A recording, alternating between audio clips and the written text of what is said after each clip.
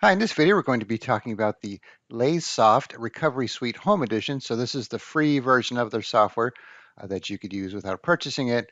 So it's not going to have as many features as the pay-for version. And of course, if you are a serious power user or doing this for a job, you're probably going to want to have the pay-for version. We're just going to show you how to configure and use the Home Edition. All right, so if you go to their website, you can see the features here. And there's a download button right there. And if you go to the features tab here, you see everything it could do here.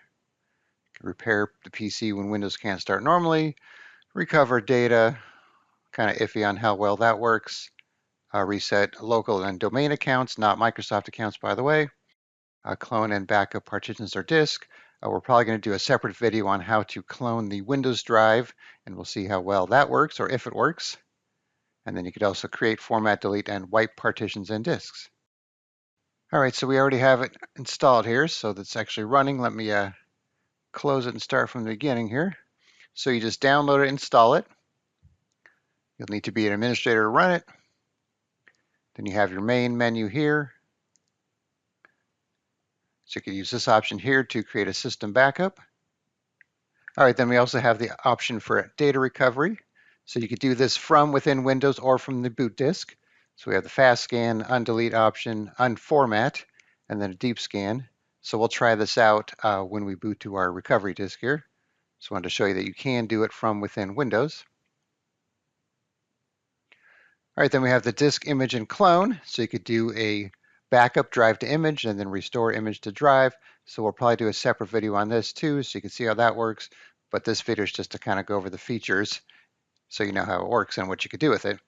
And then here's the clone option for clone a disk and also clone a partition.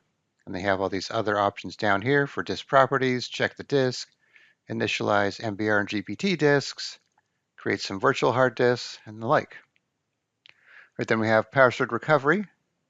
So this has to be run from the recovery disk, so this will only do local accounts, not Microsoft accounts.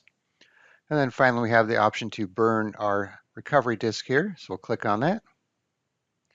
All right, so now you have the option here to do same as computer if you're going from, say Windows 11 to Windows 11, and then you can pick an older version if you want.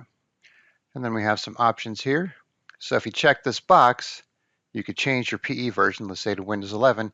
I don't think there's an actual Windows 11 PE environment, just Windows 10, but I think this adds like the Windows 11 ADK files. So it's up to you if you want to do that. Either one should work for Windows 11. And then you could add some additional drivers if you want. And then you have your options here for how you want to format it, with FAT32 being the default. All right, so click on next here.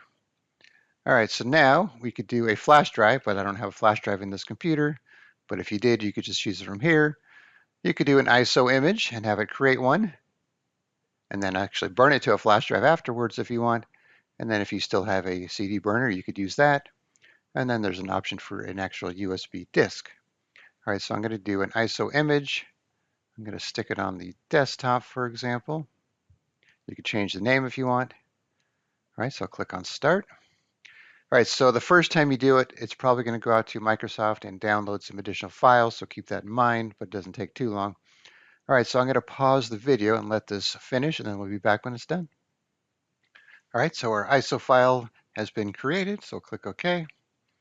And it actually opens a file explorer to it, but I have it right here. So 700 megabytes, not too bad. All right, so now I'm going to get out of here.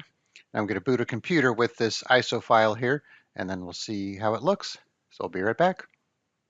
All right, press the key to boot from CD, just like you were installing Windows. Then you can see you have a timer there, so you need to make a choice or move the arrow keys to stop the timer. So you can run the Windows memory diagnostic from here, or boot right into the CD. So we're going to choose this option here. Then we even have some F8 choices if you wanted to get some additional options. All right, so it looks like it's loading Windows, but it's not.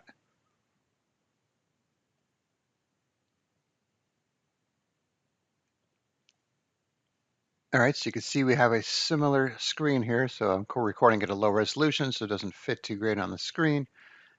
All right, so let's check out the Windows recovery first. So there's nothing wrong with this computer, so it's not going to help me here, but we'll just check out the tools here. So you pick your Windows installation here and click on OK. Kind of gives you some information about it. All right, so we have our welcome screen here. All right, so we have our one-click fix crash solution. Say that fast 3 times. All right, for novice users, you can let it do its own thing. Boot crash solution, and it kind of tells you why you would use it. Loading crash solution, and random crash solution, and then restore backup solution, and then final solution. If nothing else works, you could try this. And you can see on these tabs here, kind of gives you each one on its own tab here. And you can see the boot crash, for example, has some special options here for MBR repair, fix the boot sector, rebuild it, missing file repair, run check disk. If you click on it, you could run it from there, and it kind of tells you what it's going to do. All right, let's check out loading crash. Run a registry recovery, open the registry editor. Then we have the final solution again, random crash, memory diagnostic tool, registry recovery again, restore disk. So if you have a backup, you would use this. If you don't have a backup, then it's obviously not going to help you. You could actually run the file manager from here too if you want to see the files on the drive. Then we have our final solution tab here. You could use this to get your Windows key, open Windows File Manager or the Lazesoft File Manager. And then we have some other repair tools here. Some of them are going to be the same, of course. So quite a bit of options there. All right, then we have our data recovery. So we have the fast scan and the deep scan. So depending how important these files are, you might want to run the deep scan. Let's just run this one here. It'll still take a few minutes, but we'll see if it finds anything. So I purposely deleted some files before booting into this, so we'll see how it works. All right, so we're going to pick the C drive here, 150 gig Windows drive here. All right, so I will pause the video and let this run and then be back. All right, so the search has been completed. All right, so let's click on this here. So one thing you'll notice is that it'll show you all the files still, so you can't go thinking that everything you see here has been deleted and you could recover it. But there is this lost files folder here with some stuff in it.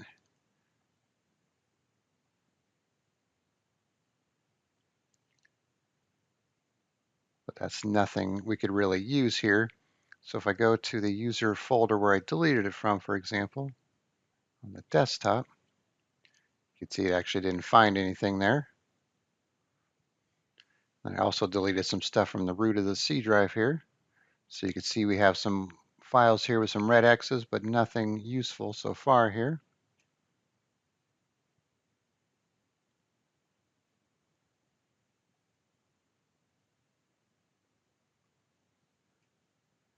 You can filter by file names here, where to search.